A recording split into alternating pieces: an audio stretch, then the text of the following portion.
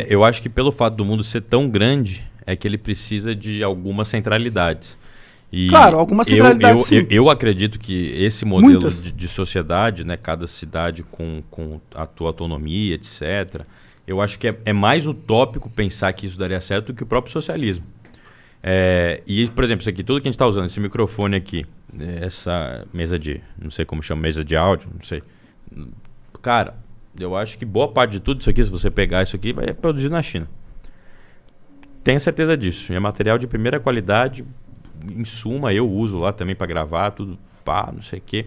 A Samsung, para você ter uma ideia, está cogitando sair do mercado de smartphones, porque a Huawei e a Xiaomi dominaram tudo. Por isso. Caralho. Exatamente, a Samsung está pensando em sair. E agora ela vai causar um caos no Ocidente, porque a Coreia do Sul sempre foi alinhada com o Ocidente. E agora, pela primeira vez na história, a Coreia do Sul pode e determinou para a Samsung, né, teve ali autonomia para fazer isso, determinou que a Samsung vendesse os semicondutores, né, que são essenciais para fabricar chips, etc., toda a microeletrônica que existe, para a Huawei, que ainda não é uma tecnologia que a China domina, os semicondutores. Que está quase alcançando, mas ainda não, então ainda precisa importar. Então a China está fazendo um acordo com a Coreia do Sul para o quê? Para desvincular a Samsung do mercado de smartphones, deixar a China vai dominar, já todo mundo vai estar com Xiaomi. Pô, eu tenho Apple, não sei porquê aqui, que só fode, falha toda hora, trava, tem um armazenamento limitado, aí toda hora é Google, Drive, etc, você não sabe. Todo mundo, os Estados Unidos está pegando essas informações. TikTok agora, o Trump vai barrar o TikTok. O Trump falou assim, ou nós compramos o TikTok, ou está barrado da China. E é assim que funciona. Por isso que eu estou dizendo, no limite, conforme a gente vai desenvolvendo tecnologia, vai sofisticando a cadeia produtiva, exige cada vez mais a centralidade de um poder do Estado. E as pessoas precisam compreender isso como uma forma de êxito civilizatório. Ou seja, se houvesse uma desagregação tão grande, não havia coesão suficiente para produzir tanta coisa. Será? Com certeza. Por que não? A China está provando isso. É porque, tipo, a gente não sabe como que essas cidades iriam interagir entre si. E se fosse. E se não, porque o contrário pensa, acontecesse? O mundo é feito de monopólios. Isso é um grande problema. Não. Mas é assim que funciona o capitalismo. Por exemplo. Por causa das estruturas sociais que a gente mantém hoje. Né? Então, mas aí você tem que mudar de sistema de produção. Você tem que sair do capitalismo para ir para o socialismo, o anarquismo. Não necessariamente. Não, sim. Porque o capitalismo ele é naturalmente monopolista. Naturalmente, porque as empresas concorrem entre si, uma para vender o melhor produto que a outra. E aí o que acontece naturalmente quando você tem um país, aí entra o Estado Nacional, querendo fazer uma justiça social e outra ajudando as empresas do próprio país para gerar empregos em território nacional. Elas estimulam com renúncia fiscal, com dinheiro de banco de investimento, etc. Isso é um sintoma do Estado gigante. Não, mas que é os Estados Unidos e que é a China. E qualquer país que prosperou... Todos eles. Todos eles, sim, independente. Sim. Mas quem paga a conta é o povo. Então, porque é aí que tá. Quem paga a conta sempre é o povo. Mas quem tem, ou seja, vamos dizer assim, o Estado que escolhe bem, se desenvolve bem. O Estado que escolhe mal, como por exemplo no Brasil, né, se escolhia Joesley, né, Batista, se escolhia, né, enfim, aí eu não vou nem falar. Aí você escolhe mal. Aí você determina ali para empresas com compadrio, um capitalismo de compadrio que não é esse. Agora, o Estado é fundamental para o desenvolvimento capitalista. E isso exige uma coesão cada vez maior de Estado nacional, sociedade civil organizada, um sistema de produção global, inserido numa cadeia global de valor. No entanto, que ele seja internamente fortificado a partir do mercado interno para competir com as outras cadeias. A Apple é igual isso, começou nos Estados Unidos, aí foi para o mundo. A Microsoft, todas elas. E agora é o que aconteceu na China. Quem conhecia a Huawei, sei lá, uns 7, 8 anos atrás? Ninguém. Eles começaram na China, testaram na China, observaram. Essa Huawei, ela tem envolvimento estatal chinês também. Tem. O dono da Huawei era um ex-militar chinês. Entendi. Como é o Elon Musk, por exemplo. Ninguém vai acreditar que a SpaceX, né, mandou um foguete sem a ajuda da NASA. Não, com certeza. Isso aí, bicho, é o Estado e é isso. Mas acho que no negócio de foguetes não tem como, né? Não, o Estado nada, tem que tá, nada. O Estado estava na criação da Nada, internet. mais ou menos. Pensa na maior... Verdade. No desenvolvimento Mas do que nós estamos fazendo aqui. GPS também. Do Mas GPS, sabe o que é foda? as encomendas militares. Sempre existiu um Estado fortão, certo? Sim. E aí a gente fala, pô, olha E é por quantas isso que coisas... progrediu a sociedade. Não necessariamente. Não sei se necessariamente foi o Estado. Eu acho que o governo é importante. Você ter uma governança, ter uma sintonia social, ter as pessoas trabalhando em harmonia e tal, mas ter essa força centralizadora, eu não sei se isso aí realmente fez com que a gente expandisse ou limitou o potencial humano. Isso que ele tá falando tem a ver com o lance do desenvolvimentismo, né? Que é o oposto do que ele tá falando, não é? Exato. Por exemplo, o Brasil hoje em dia tem um imposto sobre exportação absurdo em tecnologias como o smartphone, tá ligado? E o que acontece? Todo mundo exporta, todo mundo paga um imposto absurdo, todo mundo paga caro, tá ligado? E pra que esse imposto ele tá ali? Ele tá pra incentivar a indústria brasileira a magicamente se desenvolver, porque o produto teoricamente vai ser mais barato. Mas não foi isso que aconteceu. Então a gente tem uma lógica que em teoria funciona, é legal, o Estado vai promover o desenvolvimento, mas você tem uma lógica, tem uma regra burra do Estado que só impede o desenvolvimento. Porque eu imagino que se a gente tivesse capacidade de exportar materiais tecnológicos com mais baratos, a gente ia desenvolver outras indústrias que são paralelas ao smartphone aqui no Brasil, que iam dar muito mais dinheiro do que a gente arrecada com o imposto dessas paradas. O desenvolvimentismo ele vai justamente na contramão desse raciocínio, e ele é uma tese importante porque ele é praticado por todas as potências do mundo, inevitavelmente. Então vamos fazer uma distinção importante. Quando a gente pega hoje o imposto de importação para produtos tecnológicos, etc., de fato, realmente hoje a gente fala, puta, que bosta, né? A gente faz pagar mais caro, mesmo que com o aparelho da China, Huawei, Xiaomi, com a mesma tecnologia ou até melhor, vamos dizer assim, designer e câmera, enfim, operador, modelo operacional, paga mais barato, porque eles produzem em escala, então chega aqui mais barato, mesmo com imposto ainda fica mais barato que um Apple. Vamos dizer assim. Agora... Não, mas pau no cu do imposto também, né, nesse sentido.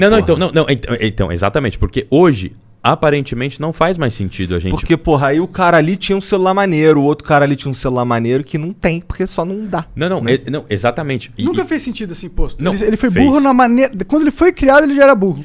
Mais ou menos, porque você lembra da Positivo, da Gradiente? Mas que tem foi ela? pro espaço.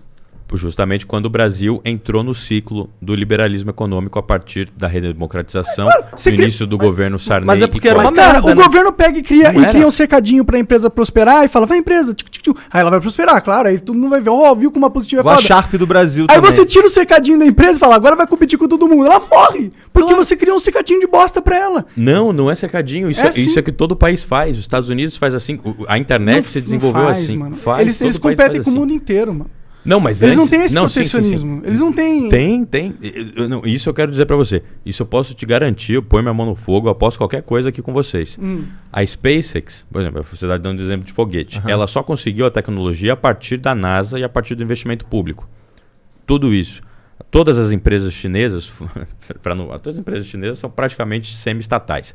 Nos Estados Unidos, não tem uma empresa privada que, para ser vendida ao estrangeiro, não deva antes ter autorização do governo norte-americano.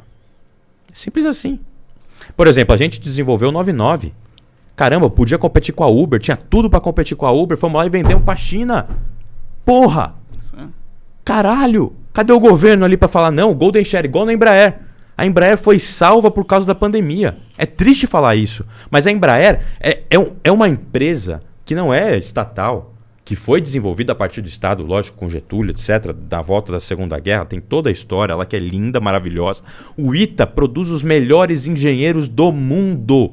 Hoje tem um avião, eu posso mostrar aqui para vocês, sei lá como, mas tem um avião que só a Embraer conseguiu construir com a sua aerodinâmica, por engenheiros brasileiros, que conseguia pousar num aeroporto de uma ilha, agora esqueci o país, não sei se era país de Gales, não sei se era aqui no Caribe, mas enfim, que tinha muito vento, que nenhum avião nunca conseguiu pousar.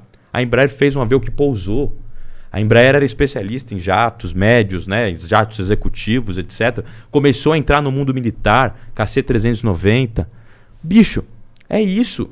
E é isso que os países fazem. Vai ver, se você pegar a Qualcomm, que é uma empresa americana de chips, a China ia comprar. O Trump dos Estados Unidos barrou.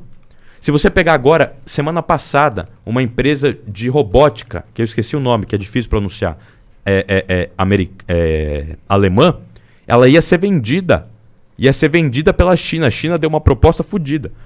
Para a China. Exatamente. Como o governo alemão não tem essa lei igual aos Estados Unidos, que toda empresa privada você precisa ter o aval do governo para ser vendida para alguma empresa estrangeira de outro país, eles foram lá, o que eles fizeram?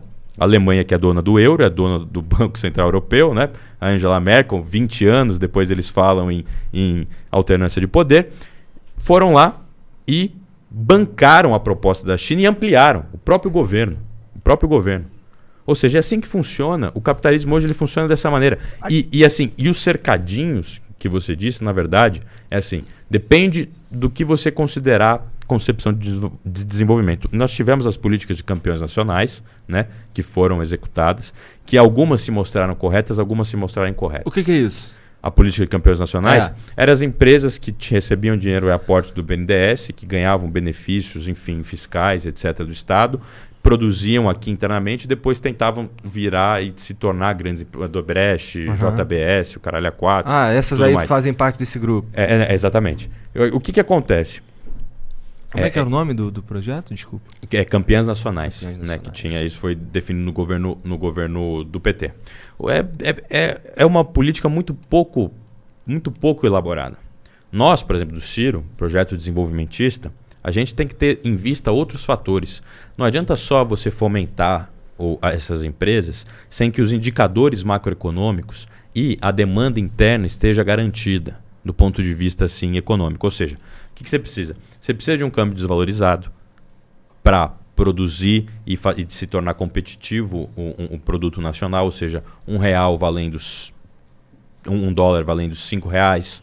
Porque isso que acontece, já saiu aí. Quando bateu esse valor, a Mundial, sabe a Mundial que faz ventilador, faz batedeira, faz tudo isso, falou assim, puta, quando o dólar bateu R$5, o nosso balanço contábil não mais compensa a gente produzir, que a gente tinha fábrica em Taiwan, na China, compensa trazer tudo para cá e produzir aqui. Um dos indicadores do desenvolvimentismo, né, do Projeto Nacional de Desenvolvimento, macroeconômicos, é o dólar desvalorizado. Não, o real desvalorizado. O real desvalorizado. E você tinha o quê? Você tinha... A China, por exemplo, pratica um dumping cambial. $1 vale 10 yuan, né? É uma coisa louca, assim, mas que dá muita competitividade. A gente ainda não pode fazer isso, porque muita coisa a gente importa. Então, se você, por exemplo, pão é trigo e trigo é dólar, como o Ciro disse, né? Ou seja, o Brasil não produz trigo. Ele importa trigo. Só que o trigo é a base para pizza, é a base para o pão, é a base para cerveja, é a base para todos os produtos mais consumidos, assim, na base da pirâmide. E a gente taxa muito trigo aqui? Não taxa. Pior que não taxa? Não taxa. Que bom. E acontece que entre o seguinte, justamente não taxa porque já tem vamos dizer assim, um carregamento inflacionário que é oriundo da desvalorização do real. Né? E ou seja, então R$1 a 1,50, né, $1 a 1,50 reais, o trigo é cotado a tanto. Ou seja, no final lá do produto na cadeia, a pizza vai valer tanto. Agora, $1, valendo R$5, isso vai encarecer o trigo e na cadeia final vai ficar, vamos dizer assim, a pizza, o pão vai ficar mais caro, né? O preço, o quilo do pão, o valor de uma pizza de 8 pedaços, que eu adoro, né? Principalmente uma de 4 queijos, maravilhosa. Agora, encarece. E esse é o preço, né, que se paga a curto prazo. Por isso que o Brasil não pode fazer um dumping cambial como a China faz. Porque a China hoje já consegue produzir internamente basicamente quase tudo para os seus vamos dizer assim, galera que mora lá, para os seus habitantes, para os chineses. Então ela faz isso e foda-se a desvalorização cambial. Agora a gente aqui não. Como a gente ainda depende muito, né, dos produtos importados, se a gente desvaloriza muito, tem uma inflação no curto período que é muito grande. E impacta diretamente na vida dos mais pobres, principalmente porque os impostos hoje no Brasil são destinados sobre o consumo. Obrigado por ter assistido mais este corte e agora eu vou ter que te dar aquela dica monárquica que é o inglês. O inglês é fundamental, cara. Se eu não soubesse inglês, eu não estaria aqui. Isso é muito verdade. Se você acompanha o Flow, você sabe disso. Então, vai aprender inglês, que é muito importante, cara. Tem um curso muito fera da whatsapponline.com.br/flow, ok? Esse é o link para você acessar.